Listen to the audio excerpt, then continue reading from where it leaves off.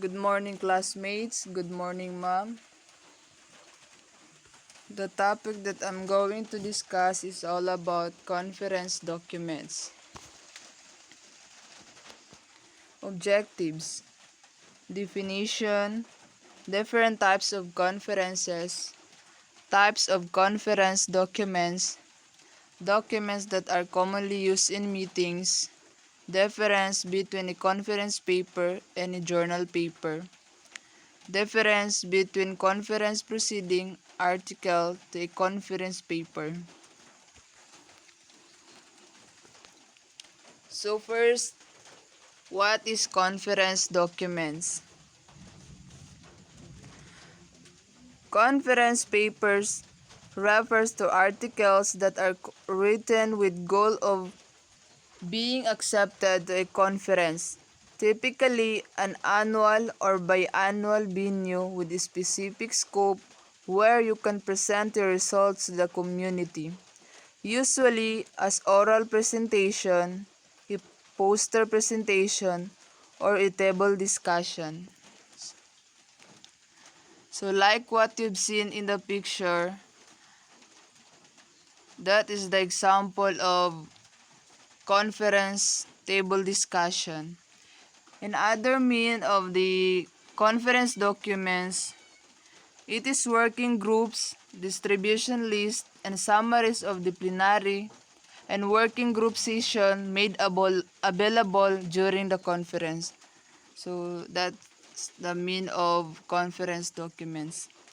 So annual, occurring once every year. Biannual, occurring twice a year. Next. Conference paper can be effective way to try out the new ideas, introduce your work to colleagues, and hone your research. We have also a conference proceeding.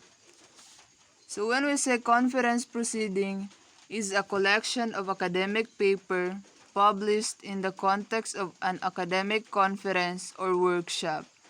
Conference proceeding typically contain contribution made by researchers at the conference. So that's the example of conference proceeding picture.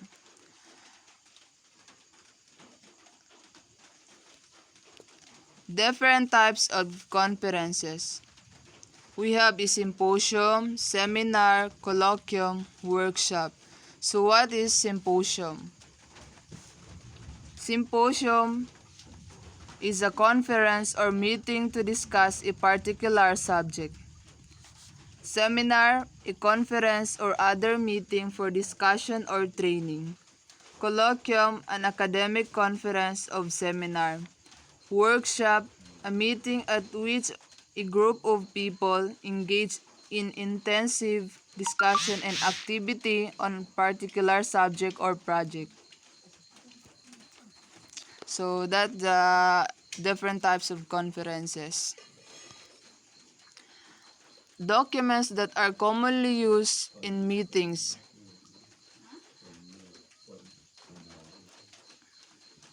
So when we have to conduct a meetings, all of this must be needed.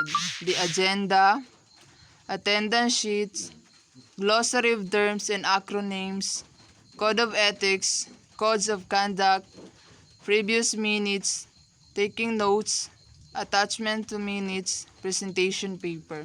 So what is agenda?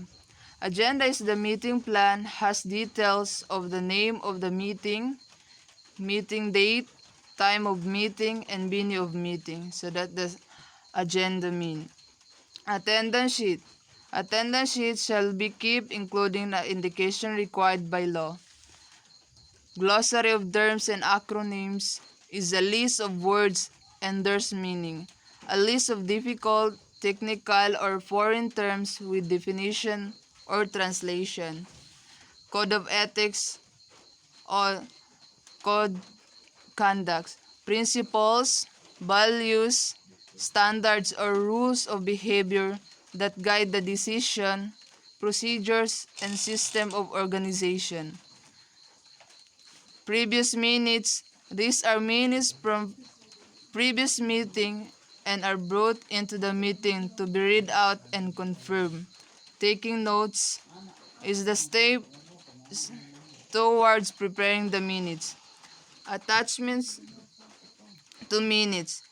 These documents will be brought into the meeting, read out to the member, and this will have to be attached to the minutes. Presentation paper is a bright white coated paper, ideal for printing newsletter, flyers, reports of special presentation containing photos or graphic. Next. We have also a difference between a conference paper and a journal paper. Journal paper is a periodical publication that focuses on a certain discipline. It contains a number of peer-reviewed papers that generally considered credible and are very good source to cite from. While the conference paper, a conference, on the other hand, is a place where scholars, researchers, professors, and academics gather to discuss research and development in a certain field.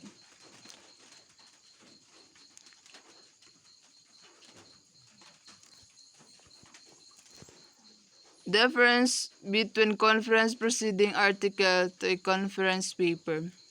A conference proceeding article is published in the proceeding of conference, and the proceeding can be found online or in physical format. Conference paper is presented at the conference, but there is no published proceeding. That's all. Thank you.